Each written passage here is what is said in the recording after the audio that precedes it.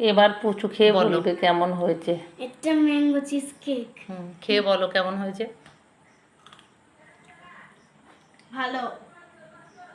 তাহলে ভালো বানিয়েছে তোমার স্বামী? হ্যাঁ। হ্যাঁ, খাও।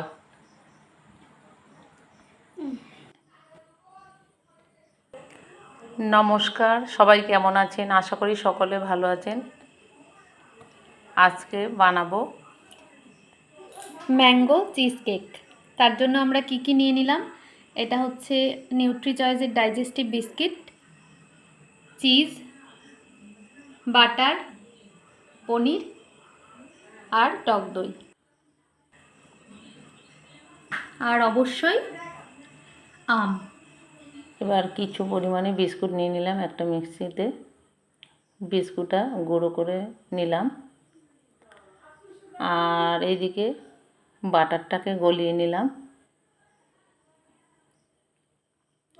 দুটো কাচের পাত্র নিয়ে নিলাম, কাচের পাত্রের মধ্যে এবার একটু বিস্কুটগুলো নিয়ে নিলাম, বিস্কুট নিয়ে একটু বাটার দিয়ে দিলাম। বাটারটাকে এবার ভালো করে মিশিয়ে নেব।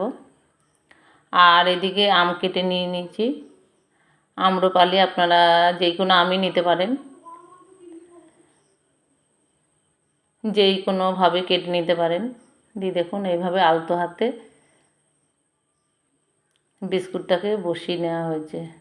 রিমিই করেছে, রিমি আমার সঙ্গে অনেক সাহায্য করেছে। তারপর এবার আম নিয়ে নিচ্ছি, আম দিয়ে দিলাম, পনির দিয়ে দিলাম, চিজ দিয়ে দিলাম,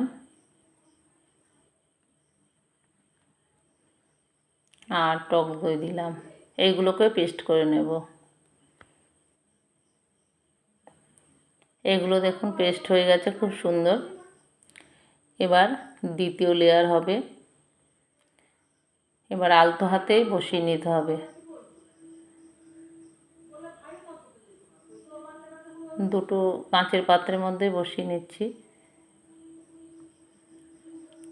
তারপরে আবার আম নিয়ে নিলাম মিক্সিতে, আমটাকে আবার পেস্ট করে নেওয়া হবে। এবার তৃতীয় লেয়ার দেওয়া হচ্ছে, এটাও খুব আলতোভাবেই দিতে হবে যেন একটার সঙ্গে একটা না মেশে।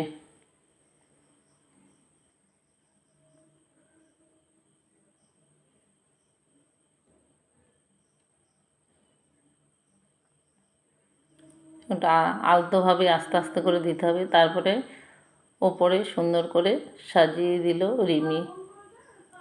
রিমি আমার সঙ্গে অনেকটাই সাহায্য করেছে সেই দিন, পুরো ভিডিওটা করা অবধিও ছিল।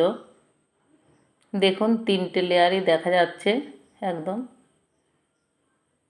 আর আপনারা ইচ্ছা করলে একটু চিনিও দিতে পারেন, আমি চিনিটা দিইনি, আমাদের মিষ্টিটা একটু কম খায়।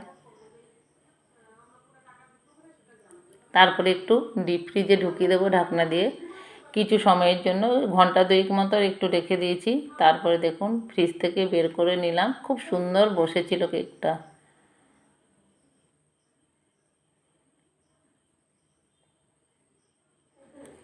তারপরে এবার রিমি কেটে খাচ্ছে।